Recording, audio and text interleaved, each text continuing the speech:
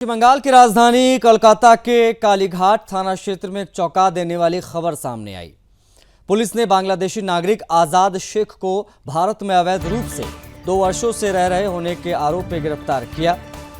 आजाद न केवल बिना पासपोर्ट और वीजा के भारत में रह रहा था, बल्कि उस पर गंभीर आपराधिक गतिविधियों में शामिल होने के भी आरोप सामने आए हैं। मामला तब गंभीर और ज्यादा हो गया जब 18 मई को आजाद शेख ने लापरवाही से वाहन चलाते हुए एक पुलिसकर्मी एएसआई सुसेन दास को टक्कर मार दी और मौके से भाग गया। इस घटना में घायल एएसआई को तुरंत अस्पताल में भर्ती कराया गया। बांग्लादेशी घुसपैठी के खिलाफ बीएनएस की धाराएं लगाई गई हैं और मामला दर्ज कर लिया गया है। साथ ही उस पर सरकारी अधिकारियों को झूठे बयान देने के भी आरोप उसके ऊपर लगे हैं। ये घटना न केवल आधिकारिक मामला है, आपराधिक मामला है, बल्कि इससे कहीं गहरा और चिंताजनक पहलू उजागर होता है। देखिए, बांग्लादेशी घुसपैठियों का बढ़ता नेटवर्क और भारत की अतिरिक्त सुरक्षा पर मंडराता खतरा।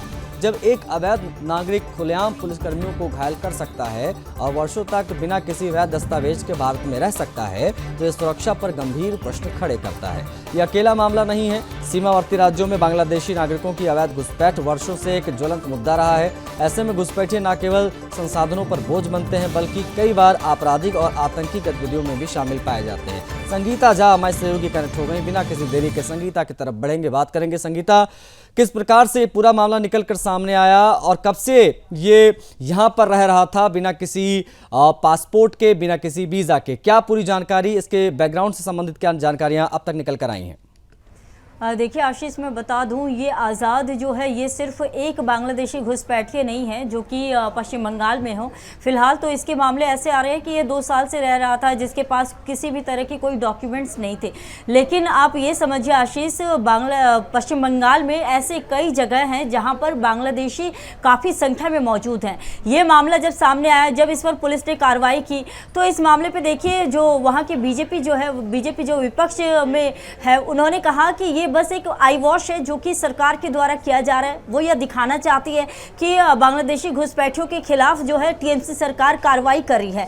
लेकिन ये कार्रवाई जो है एक तरह से आई वॉश है, क्योंकि जो कार्रवाई मतलब होनी चाहिए, जितनी संख्या में होनी चाहिए, जितनी ज़्यादा होनी चाहिए, वो नहीं हो रही है। क्योंकि देखिए, पश्चिम बंगाल में कई ऐसे जगह हैं, जैसे कि मैं आपको बताऊं कि साउथ 24 परगना का बारुईपुर इलाका है, जहाँ पर रोहिंग्या काफ़ी संख्या में है। और वहाँ पर जो ऐसा कहा जाता है कि उस इलाके में जो है पुलिस प्रशासन भी नहीं जा सकती है जब तक कि वहां के जो भी मुखिया हैं उनसे जब तक इजाजत नहीं ली जाए। तो और भी कई ऐसे इलाके हैं और कई ऐसे घुसपैठिए हैं जिन पर कार्रवाई होनी चाहिए। अब देखिए, मुर्शिदाबाद आपको याद होगा, मालदा याद होगा, जिस तरह से मुर्शिदाबाद में कनेक्शन आया था, बांग्लादेशी घुसपैठियों का कनेक्शन आया था, जिस तरह से हिंदुओं को चुन चुन कर मारा गया था, मालदा में भी वही जो है तस्वीरें हमें देखने को मिली थी।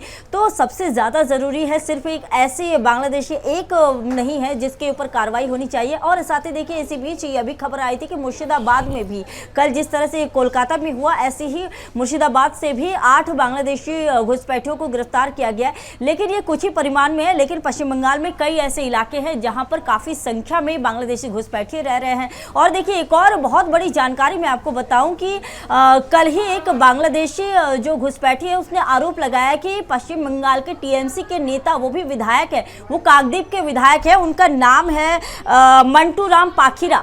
मंटू राम पाखीरा को उसने 10,000 रुपए दिए डॉक्यूमेंट्स बनाने के लिए। तो आप ये देखिए, जो कि सरकार में वहां पे मौजूद हैं, जो टीएमसी के सरकार हैं, टीएमसी की सरकार के जो नेता हैं, वही लोग ऐसे लोगों को पनाह दे रहे हैं। और साथ ही जब मंटू राम पाखीरा से पूछताछ की गई तो उसने यह आरोप लगाया कि उसके साथ प्रशासनिक स्तर के भी कई लोग हैं। तो ये बहुत बड़ी बात है। मतलब ये बहुत जरूरी यहाँ पर हो जाता है संगीता के केंद्र और राज्य दोनों मिलकर इस पूरे मामले को गहनता से लें और देखें कि कितने ज्यादा और कितने बड़े पैमाने पर घुसपैठिए यहाँ पर रह रहे हैं।